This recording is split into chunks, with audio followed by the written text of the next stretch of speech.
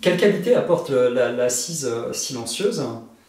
Je préfère appeler comme ça la méditation, mais si j'utilise le mot méditation, parce que c'est celui que tout le monde utilise, et il faut bien que les gens arrivent sur le site web aussi, ou qu'on sache de quoi on parle. En fait, ça va être un fuel à vos transformations. Mais n'importe quelle pratique, c'est ça. Je vais faire le Qigong, le yoga haute, apprendre l'exercice, c'est cool au début, mais au final, on s'en fiche. Ce qui est important, c'est que cette pratique, elle nous donne du fuel, elle nous met dans la bonne disposition pour que les choses au quotidien se transforment, dans notre corps aussi, que ça se transforme. Ça nous donne un fuel à la transformation, mais aussi, surtout, ça, ce qu'il faut savoir, c'est que chaque pensée est une action. On ne s'en rend pas compte de ça. Mais est-ce qu'on se verrait faire ça toute la journée, tout le temps? On deviendrait fou, quoi.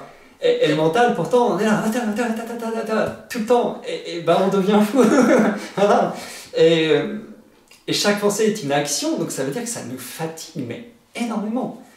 Et plus on met en paix cela, plus il y a une énergie qui apparaît. Et je ne parle pas juste d'une énergie, on est calme, on est posé, machin. Non, c'est une énergie qui vraiment se met après sur la transformation du corps, sur le système énergétique, etc. Ça peut aller très loin. Et c'est pour ça qu'il est dit qu'en fait, à chaque progrès,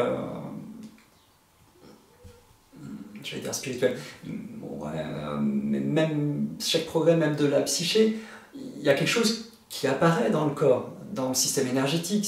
Pour quelqu'un qui saurait faire un diagnostic, ou voir ou même nous, si on voit que nos organes fonctionnent mieux, voilà, c'est bon, c'est ça. Sur notre quotidien aussi. S'il n'y a pas de changement, ça veut dire que c'était du flan. Voilà, il faut que je la marque cette phrase. De toute façon, il y a la vidéo. Voilà. S'il n'y a pas de changement, c'est du flan. Bon, encore, c'est pas une bonne truc parce que le flan, c'est bon. Mais voilà, il faut que ça s'incarne. Voilà, c'est surtout ça. Il faut que ça s'incarne. Apparemment, une grande partie des personnes qui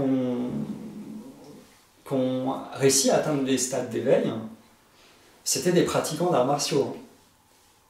Ça casse un peu les clichés du moi, je fais pas de mal à une mouche, machin et compagnie, bon, ce qui peut être vrai, mais il y a beaucoup eu un apprentissage des arts martiaux quand ils étaient enfants, adolescents ou après.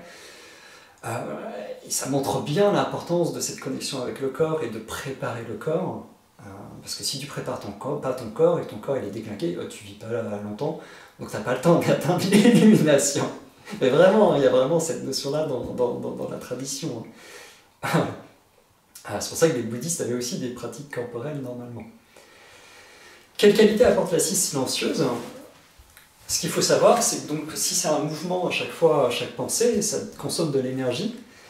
Et l'énergie, elle est prise dans le corps. Ce qui est dit même dans le Tao Te Ching, le texte de Lao Tzu, c'est que ça remonte comment ils appellent ça?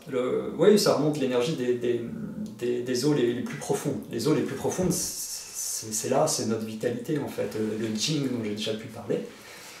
Ça l'élève, donc ça le dilapide, ça le transforme en chi pour pouvoir avoir des pensées, tout ce mouvement, etc., toute cette information. Et donc, merde, ça nous bouffe, quoi, tout simplement.